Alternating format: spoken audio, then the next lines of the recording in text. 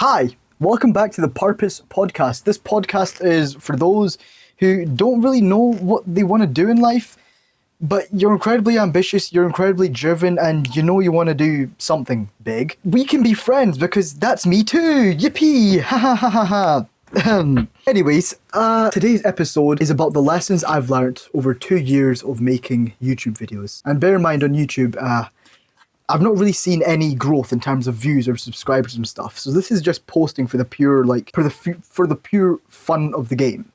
Yeah. And also, if you're new here, I'm going to ask something of you, and I ask this every single time. I ask that you stay 5 minutes. I ask that you stay 5 minutes, and if you like what you're hearing, stay for the remainder of the video. And if you don't like it, then click off, jerk off, do whatever the hell you want to do. Yes! You can't even respond, so I'm going to take that as a yes. Let's get started. So I've been posting videos onto YouTube for almost 2 years now. I made my first one back in November of 2023. I remember how I felt. I remember my state of mind going into making my first YouTube video. I remember being very nervous, I was weighing it up in my mind. Should I make this video? Should I not? But then there was like a growing voice in my mind where it's like, I need to make this video. I need to make this video. I need to push myself out of my comfort zone. I need to do this thing. And the first video I made, I deleted it from the internet. It's gone forever. I don't even have a clip of it on any of my devices anymore. But I was basically talking about taking the first step in anything. And it's just me talking to camera, saying a bunch of like motivational stuff. That was my first video. And I originally thought I was going to be like, a fitness YouTuber making videos like... Actually, this is one of the videos I made. I tried a hand gripper for 14 days.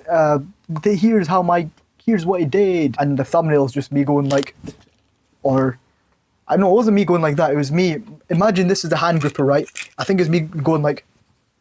Yeah, cringy, I know. But yeah, the fitness thing, that just wasn't for me. And then I branched out into making a different channel. I made this channel, and I decided that, I just want to get better at telling stories. I just want to speak to camera, tell stories, and kind of just get good at that. The first video I ever made is still up on this channel. I didn't delete it. It's called A Lot Can Change in a Year, where I tell a story about how a lot has changed, how at that point in my life, a lot had changed for me over the past year. And yeah, ever since then, I deleted my old channel where I was posting the fitness content. I've been on this channel, and for the past year, I've been dabbling in filmmaking. And I've learned quite a lot of stuff in doing filmmaking. I've learned quite a lot. I've learned that I just generally don't really enjoy filmmaking. I've gotten better at making films. I've gotten better at making videos, but I just don't enjoy filmmaking as I thought I did. But I've also found out what I do enjoy. And that's kind of the whole point of me telling this story. In 2 years of doing YouTube, I found out what I do enjoy. And what I do enjoy is actually speaking to the camera and telling stories and sharing a message that I actually think is valuable and can give you some real insight and meaning into something. That's what I really like. You won't know who you truly are, as in you won't know what you like or what you dislike, well and truly, until you just go out and you do something and you apply yourself to something. There's this quote, I don't know who said it, but it's called F around and find out. Fill in the blanks, I don't swear, but you get the gist of it. And I agree with that quote. It's not until you actually apply yourself to something and you do something with real drive and real purpose that you actually find out what it is that you like and dislike. I remember a couple months back when I was in year 13, still in school, I used to have this series called Gym Vlog. It's what you think it is. I'd vlog my workouts in my school gym, but in the vlogs, I'd often share a nice motivational little message, a life lesson, or just wisdom, or something like that, because that's just the type of stuff I'd always be listening to, the stuff I was always around. It's not until you live life forward where you can connect the dots in reverse. It wasn't until I actually made all them videos talking about motivational stuff that, looking back, I'm like, damn, the only thing I really cared about was sharing the message itself. Actually sharing the message and providing insight that I deem valuable is one of the only things that I well and truly enjoy. And Steve Jobs, he serves as a perfect example of everything that I've been talking about, how You live life forward and you only connect the dots in reverse. Let me explain. So if you go on YouTube and you search up Steve Jobs Stanford commencement speech and you listen to the whole thing, one of the things that Steve talks about is the exact thing I've been talking about. The whole you only connect the dots in reverse thing. And he goes on to share his story of dropping out of college. His plan is to go to college and, to study whatever he's studying. But 6 months in, he just decides that he doesn't even know what he wants to do in life.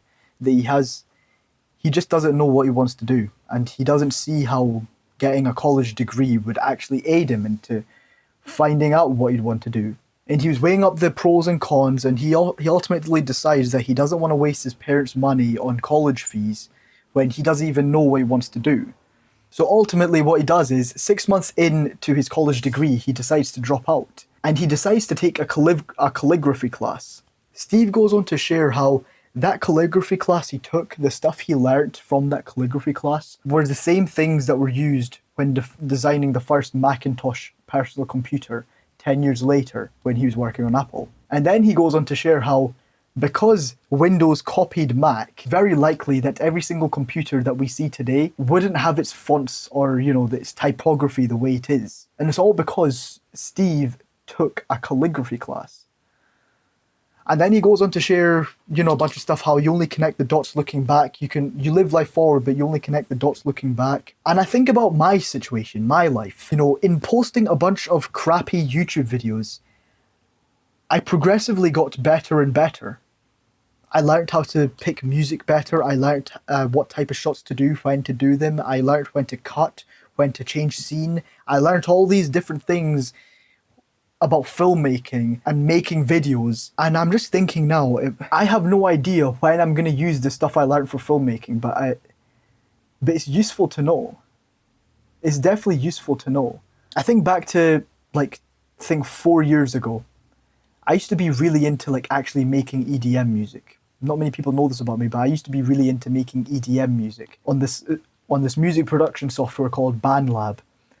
And I remember I learned how to I was really bad at it, but I learned how to mix different tunes together. I learned when to use risers, when to use sidechain and all these fancy things. And if I was to fast forward to just a few months ago, risers and tonal ambiences and stuff like that, they're all things that I would use in the films I'd make. So the takeaway from this episode is, very rarely in life is it that we actually plan things and things go exactly how we plan them to be. The future is so unpredictable. We can never truly predict the future for how it is. But as Steve said, the only thing we can do is just trust that everything's going to work out in the end. Somehow, some way, things will start to turn around, and something will be able to string some stuff together, and something will work out. That sounds very vague when I say it like this, and if you've never experienced it, but it's true. Maybe you run a small business, or maybe even you run a YouTube channel, and you don't know what the hell you're doing with it. If I can share any advice from my limited, very, very limited experience, whatever it is that you're doing, just don't quit. Stick with it for a while. And if after a while, give yourself a deadline. If after a while, or after the deadline's up, you just decide that you don't enjoy it, then quit it. Move on to something new. Do something that feels right to you. Just trust the process. Trust that everything will work out the way that God or Allah has intended it to work out.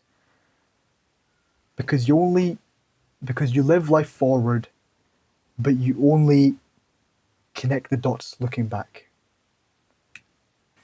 If you've gotten this far, well, first of all, I apologize. This video was a very rambly video, and me personally, I don't think I would even watch it up until this point. So if you made it this far, thank you. I'd give you the biggest hug right now if I could. But seeing as I can't give you the biggest hug, well, my mic's there, but thank you. I give you one of them. Thank you for making this far. I flippin' love you, and I will see you in episode 5, inshallah.